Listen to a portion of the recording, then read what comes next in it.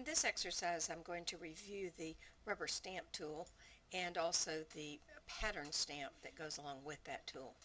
I'm going to make a copy of the background, first of all, by dragging it to the new layer icon. I'm then going to create a new layer by clicking on the icon at the bottom.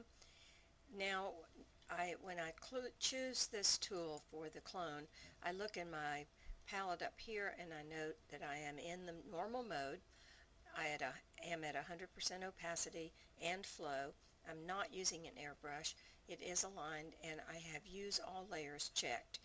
That allows me to clone onto layer 1 but to have it pick up the color from the background copy version. So I will hold the Alt key down and click right on the dog's head.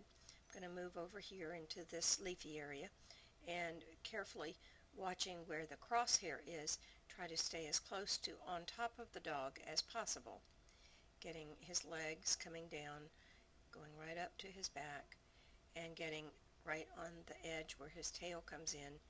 And I'm picking up a little bit of the extra information around the outside of it, but not a whole lot. And once I've done that, I did that all in one click with the mouse without letting go. I could have let go and started again and it would have picked up right where I needed it to be. But you can see that I did get some of the surrounding grass around it. I'm going to zoom in to the dog so we can see now what it is that I need to fix on that, and that would be that I need to erase some of those pixels that were picked up around the outside. I'm able simply to erase that back to a transparent layer. And because of the whole surrounding of the picture, it's not real important that this be a wonderful selection. I'm just making most of the extra information go away. So now I have, and if I zoom out using the Control minus key, it lets me zoom out and I can see that I now have the original dog, which resides on the background copy, and the one that is on layer 1. I will double click on the words layer 1 and type in dog copy, and that lets me know that that's the dog's position there. With the move tool, I can pick that dog up and move it onto the sidewalk wherever it is, and because of the background and the edges that I didn't take a lot of time to clean up, I will leave him fairly into a space that's not too unsimilar from the original. I'm going to now zoom out so that we can see all of this area in the back here, and I would like to get rid of this dock.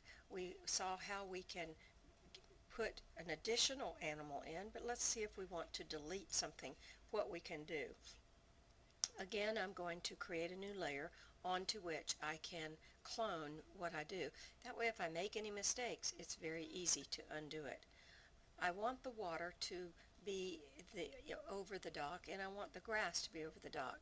So I'm going to zoom in again, this time using the keyboard shortcut Control Spacebar. That would be Command Spacebar on a Macintosh, so that I get a nice clean shot of what I want to do. I'm going to hold the Alt key, again that would be Option on a Mac, and I'm simply going to click and drag to delete the dock, keeping the crosshair in the water area. I will click the Alt key again to get rid of some of those trees, and now I am in a space where the grass is there, so I will Alt on the grass this time and get rid of all of that edge between the water and the dock. I'll come over here and do more of the same. I could even take this tree and bring it down to cover up any of the signs of that dock. When I have a situation like this where I have a little patch of grass that when I clone it, it ends up looking like a pattern, so I'll go back over it and simply click in another position in order to make sure that it does not appear to be an absolute pattern from one to the other. So I can go back in after the fact and delete other pieces that might have been there. Now when I go back to my fit into my window, which is Control 0, that would be Command 0 on a Macintosh, I can see that I have gotten rid of the dock. and we will look at the pattern stamp in the next exercise.